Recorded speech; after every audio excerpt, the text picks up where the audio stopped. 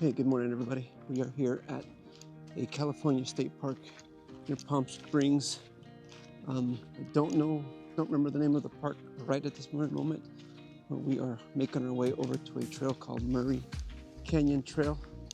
Short hike, not too strenuous. And from what I can tell on the maps, there are other very strenuous hikes and very long hikes, but because of time and the time of day that it is, we're just gonna do a short one, an easy one, and supposedly it's popular. And and according to Patricia, there's supposed to be waterfalls, but as dry as it is, I don't know. I think it's a guess at this point if we're gonna see water or not. So let's see what we find out. Today, we find ourselves on an Indian reservation, so we are not on a state park like mentioned earlier. I initially had some doubts about these hiking trails.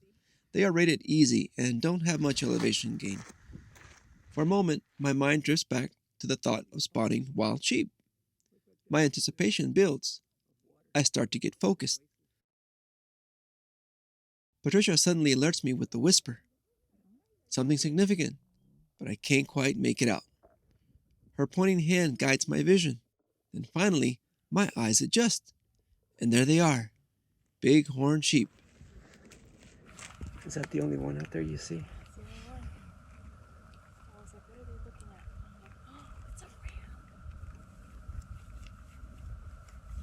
I lost him. Come on. How are you?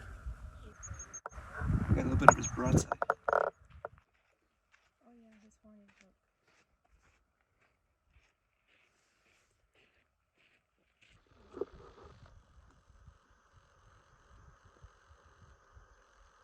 Look at what else we've run into. Oh man, our luck is.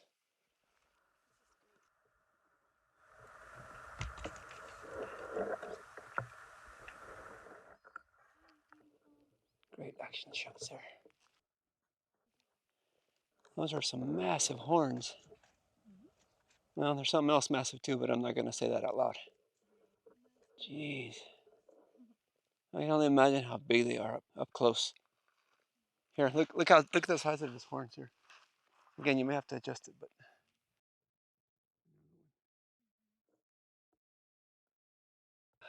That's my sign. Seagull. Oh, you part goat. Part goat. Greatest of all time.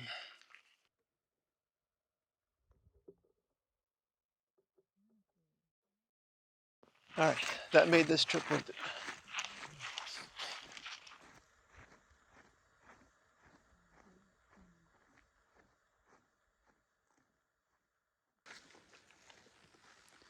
Oh, here's our first water crossing.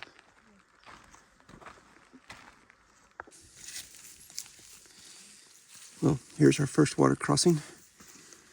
And water, as we said, is indicative of an oasis, or an oasis is indicative of water.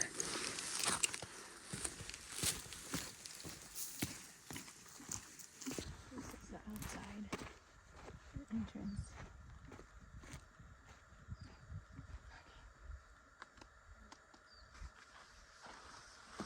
The palm trees we encounter here are the only native palms to Palm Springs and the entire western United States, the California fan palm.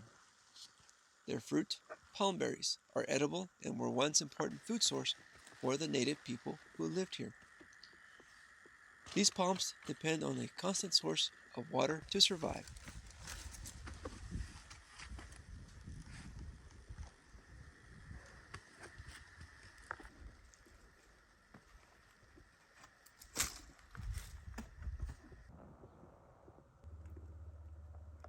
As we approach another hiker, they notify us of a rattlesnake that just crossed the path. My awareness immediately rises. I notice the fresh slither marks in the dirt and instinctively scan to my right, just off the trail. Oh, it's a big one.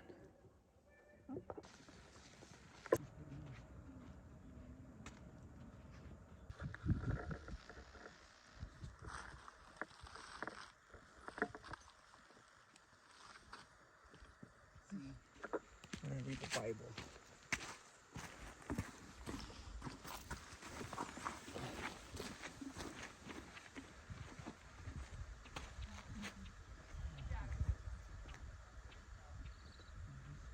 There is an intricate system of fault lines here, the largest and most well-known being the San Andreas Fault. The southernmost section passes through the Coachella Valley, just north of Palm Springs. It's not uncommon for the ground to shake in this area, and I'm not sure I'm ready to experience my first earthquake today.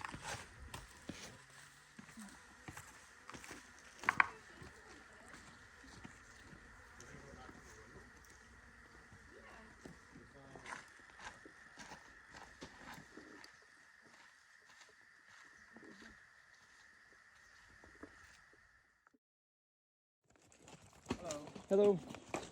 How's the ride? Oh, great. Hello. Hello.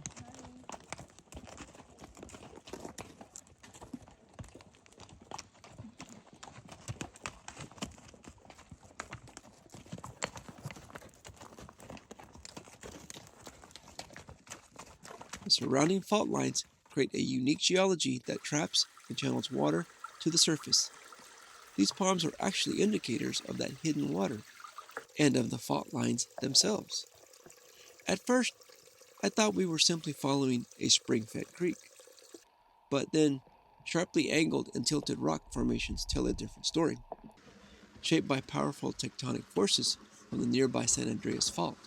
The angled rock you see throughout Murray Canyon, it points to movement along what are called spur faults, where the earth shifts not just side to side, but with a bit of a vertical or a rotational motion. The trail itself follows what's known as a spur fault, an offshoot that has fractured and lifted the landscape.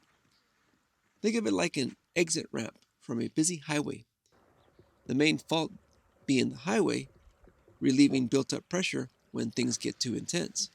These aren't just old cracks in the earth, these are still active faults. The scattered, chaotic arrangement of rocks around us is evidence of that energy being released, transferred from the main fault into these smaller fractures we're walking through. Spur faults act more like pressure relief valves.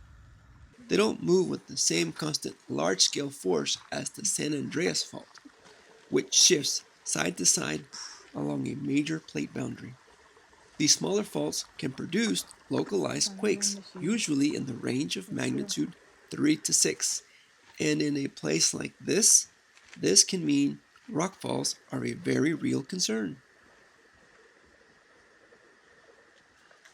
As our trek continues, I'm wondering if we're even going to find a waterfall. Obviously there is water, but the flow is too low to be assuring. I hear a loud trickle. It's not Murray Canyon Falls, but I want to explore it either way. But I find myself wondering, how could I have packed differently to really take advantage of this opportunity?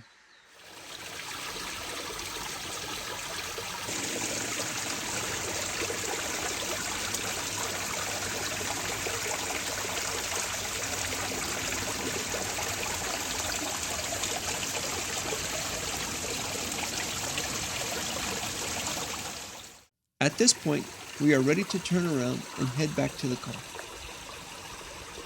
As we head back, I start to think about what I've seen here today. I'm very grateful for having seen the sheep and the tail end of a rattlesnake. I would have completely missed them if somebody did not point them out. I find it ironic that I'm the one who is focused on finding such visuals, but I'm not the one who spots them.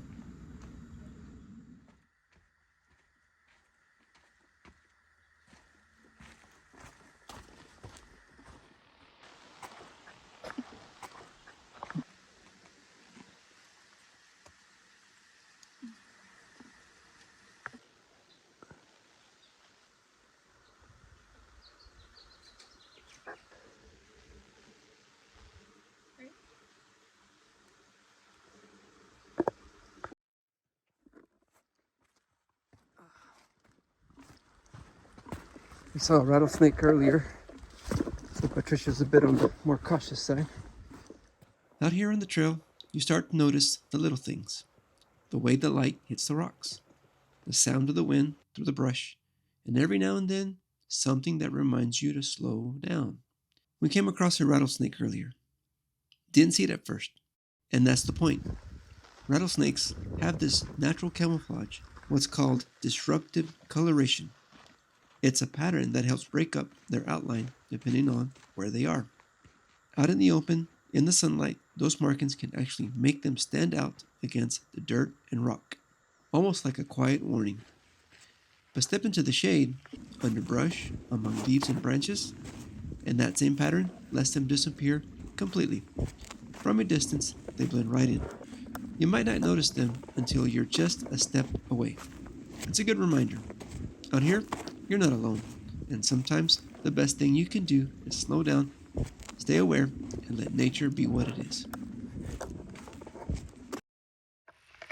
So we're taking a moment to sit inside under the palm trees and take refuge from the sun. And the temperature difference, it's significant. It's pleasing. It's a good break from the sun.